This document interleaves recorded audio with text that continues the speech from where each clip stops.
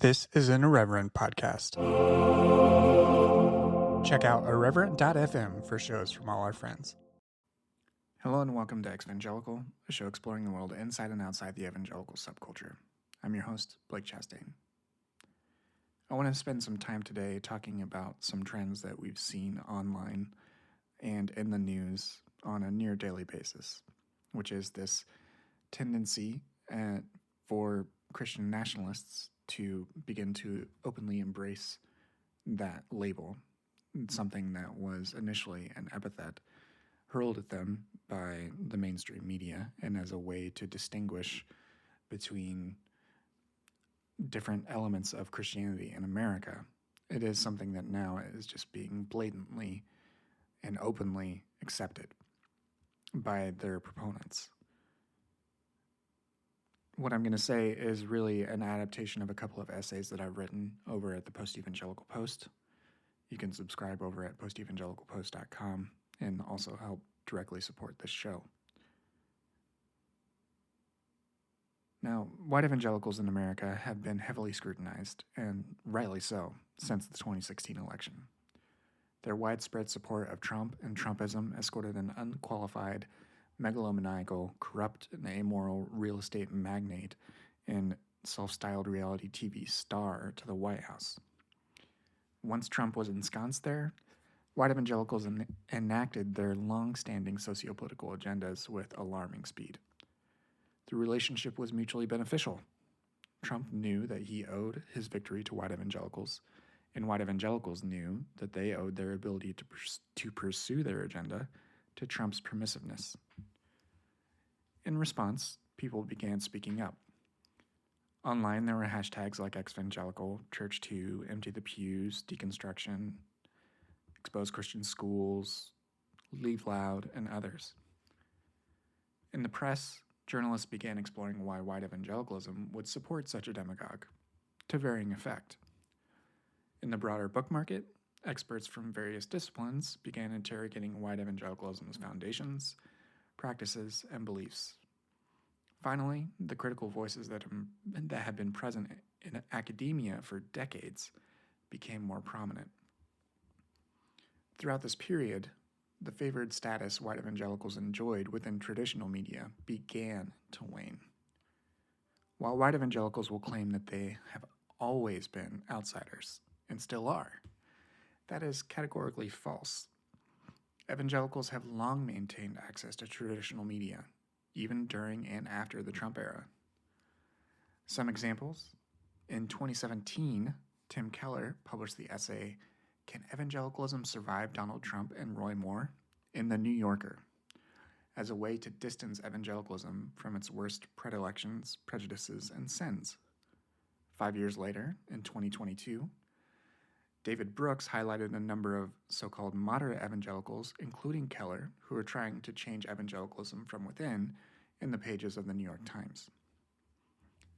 Inherent biases and a predisposition toward assuming good intent also leads to softer coverage of religion in general, even as the cruelty of white evangelical Christianity was on display on a near daily basis.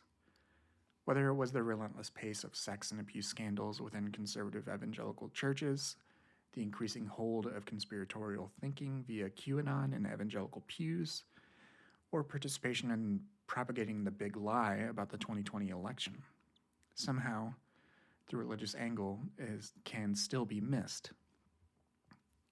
There is a reticence among elected leaders to either publicly decry these harmful forms of Christianity or to do the requisite homework to understand how Christian nationalism and supremacy led to the legislative outcomes being achieved at such an increasing pace. It's easy to conflate white evangelicalism, Christian nationalism, and the modern GOP because they have so many points of overlap and intersection. But we should be able to do two things simultaneously. First, naming specific harmful religious practices, like Christian nationalism, while second, not vilifying or simplifying all other religious expression. What is deeply frustrating is the level to which much of this work has already been done. I highlighted this earlier within the last week or so. both on TikTok and elsewhere. And what I highlighted in particular was the work of Julie Ingersoll, who quite literally wrote the book on Christian Reconstruction. Here's a quote from her book, Building God's Kingdom. Quote, "Since the 1960s, conservative Christians have slowly and steadily built an institutionally integrated, mutually reinforcing, and self-sustaining subculture that exists alongside the world in which most of us live. The religious right may be one of the most visible manifestations of that subculture, but is not the full expression nor the most influential aspect of it. This subculture is often invisible, but it is so pervasive that there are now adult Americans who were raised in Christian homeschooling families, who believe that America is a Christian nation, that there is no separation of church and state implied in the Constitution, that authoritarian patriarchy is the God-ordained structure for families, that the functions of civil government are limited to providing for national defense and punishing crimes outlined in the Bible, that the Bible speaks to every aspect of life, and then we are all obligated to live under the law contained therein, law that is anchored in the literal six-day creation described in Genesis. Furthermore, this integrated worldview includes an ideological structure for identifying, explaining, and then dismissing any alternative ways of seeing things." End quote. This scholarship is of increasing importance. In the fall, I recorded season 1 of the Powers and Principalities podcast, which focused on white evangelicalism and Christian nationalism. My guests included Diana Butler Bass, Catherine Stewart, Kristen Kobus-Dumais, Sam Perry, Andrew Whitehead, Julie Ingersoll, Sarah Posner, Robert Jones, Bradley Onishi, Anthea Butler, Jack Jenkins, Jeff Charlotte, Reza Aslan, and Chrissy Stroop. Following the May leak of the Dobbs decision, I wrote that these decades-long investments are paying dividends. You can couch and condition language however you like to make your critique precise, that this is the work of white Christian supremacists or Christian nationalists, that evangelicals, even white evangelicals, are no monolith, etc. But these ideas and these movements have found shelter within white evangelicalisms, plural, and those with political power are exacting their will on an unwilling public because they believe it is righteous and godly to do so. In response, we need to find ways to work together, especially those of us who have an in-depth understanding of how white evangelicalism and other high-demand religions approach politics and public life and begin to formulate responses. I wrote in May on Twitter at the same time, I don't care if terms like Exvangelical fall to the wayside. What matters is that people who know how these groups operate, think, fund, legislate, and rule, all in the name of God, will continue to speak up in whatever way they are able, to support one another and to imagine new futures. These things did not end with the defeat of Roe, and culture wars are not merely rhetorical. They have real consequences. I'm not prone to using metaphors that depend on conflict, especially something as loaded as culture war, but these conflicts are undeniable. We have belatedly reached a point where white evangelicalism is no longer the default representation of Christian in the media. We have also reached a far more precarious place, a place of Christian nationalist minority rule. And many of us are squabbling about whether or not these positions and decisions can be deemed Christian or not. As Chrissy Stroop has been emphasizing in her work, Christian does not immediately equal good. The goal of Christian nationalists and others is not to be good. Their goal is to dominate through politics, through religion, through governance, through violence. They are not coy about their goals. The sooner the greatest number of people, Christian or ex-Christian, atheist or believer, spiritual or secular, or completely indifferent to labels, can begin to understand that and find common ground to work together to organize and resecure rights and privileges for all people, the better. We are seeing these stories with alarming speed. Catherine Stewart, another prior Powers and Principalities guest, recently had an op-ed in the New York Times titled "Christian Nationalists Are Excited About What Comes Next." She wrote that the Supreme Court's decision to rescind the reproductive rights that American women have enjoyed over the past half-century will not lead America's homegrown religious authoritarians to retire from the culture wars and enjoy a sweet moment of triumph. On the contrary, movement leaders are already preparing for a new and more brutal phase of their assault on individual rights and democratic self-governance. Breaking American democracy isn't an unintended side effect of Christian nationalism. It is the point of the project. Elsewhere, at Motherboard, on Vice, Tess Owen recently wrote about the rise of Christo-fascist content on TikTok. She writes, "It's no accident that this community is expanding on TikTok, of all places, according to Thomas Lecac. I apologize if I mispronounced the last name, an associate professor of history at Grandview University in Iowa, who focuses on apocalyptic religion and political violence. He's quoted as saying, "You build your audience with a young demographic, and then you spread your ideas that way. This is how you build the next generation of fascists." Rolling Stone also reported that Peggy Nienaber, a lobbyist who works for the Liberty Council, bragged about praying the Supreme Court justices. From that story, quote, "At an evangelical victory party in front of the Supreme Court to celebrate the downfall of Roe v. Wade last week, a prominent Capitol Hill religious leader was caught on a hot mic making a bombshell claim that she prays with sitting justices inside the High Court. We're the only people who do that," Peggy Nienaber said. This disclosure was a serious matter on its own terms, but it also suggested a major conflict of interest. Nienaber's ministry's umbrella organization, Liberty Council, frequently brings lawsuits before the Supreme Court. In fact, the conservative majority in Dobbs v. Jackson, which ended nearly 50 years of federal abortion rights, cited an amicus brief authored by Liberty Council in its ruling. In other words, sitting Supreme Court justices have prayed together with evangelical leaders whose bosses were bringing cases and arguments before the High Court.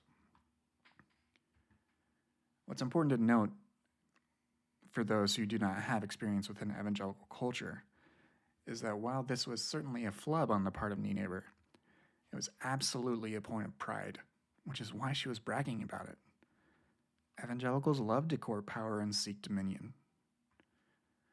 And that brings us back to another section of Catherine Stewart's recent op-ed, where she highlights the increasing appearance of Seven Mountains dominionism, which was once a quietly held or fringe belief, but is now being mainstreamed. Stewart writes, "The intensification of verbal warfare is connected to shifts in the Christian nationalist movement's messaging and outreach, which were very much in evidence at a recent Nashville conference. Seven Mountains dominionism, the belief that biblical Christians should seek to dominate the seven key mountains or molders of American society, including the government, was once considered a fringe doctrine even among representatives of the religious right.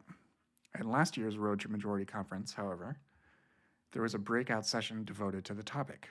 This year, there were 2 sessions, and the once arcane language of the Seven Mountains Creed was on multiple speakers' lips. The hunger for dominion that appears to motivate the leadership of the movement is the essential context for making sense of its strategy and intentions in the post-Roe world. The end of abortion rights is the beginning of a new and much more personal attack on individual rights. And indeed, it is personal.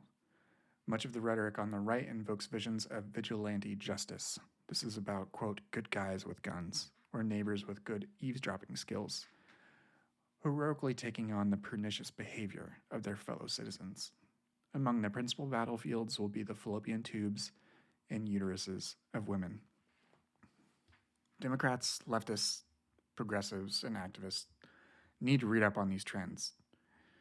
Christian nationalists are emboldened, and they rightly perceive, alongside many frustrated Democratic voters and activists, that the Biden administration is offering a weak response. To be clear, Christian nationalists want to dominate, and we have to meet this challenge. These are things that threaten the very way of American life, and wants to instate a particular vision of America that is ahistorical and rooted in so many toxic and harmful theologies and beliefs about their fellow Americans, about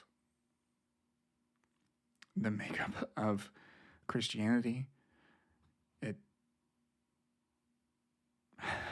It's troubling. I've reached the end of my prepared comments, and I realize just how much it can really just befuddle and concern me that these manifestations of Christianity have such strength, that they have been encouraged, that they have been emboldened. And I hope that if you're listening to this, you can find some consolation in the fact that you are among those that are trying to learn and trying to think of new ways to combat this dangerous ideology, this dangerous theology that puts the lives of white male Americans at the pinnacle, and disregards the human rights of everyone else.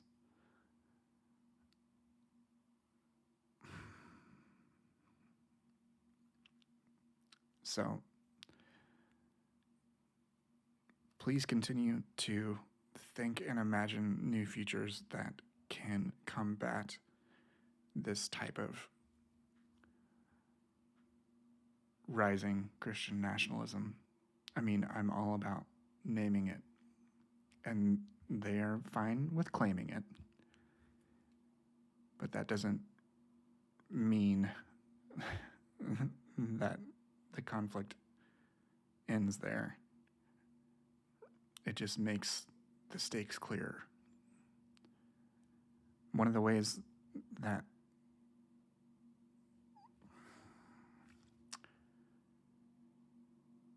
thank you for listening. If you want to support the show, you can by sharing it, rating and reviewing it on Apple Podcasts or Spotify.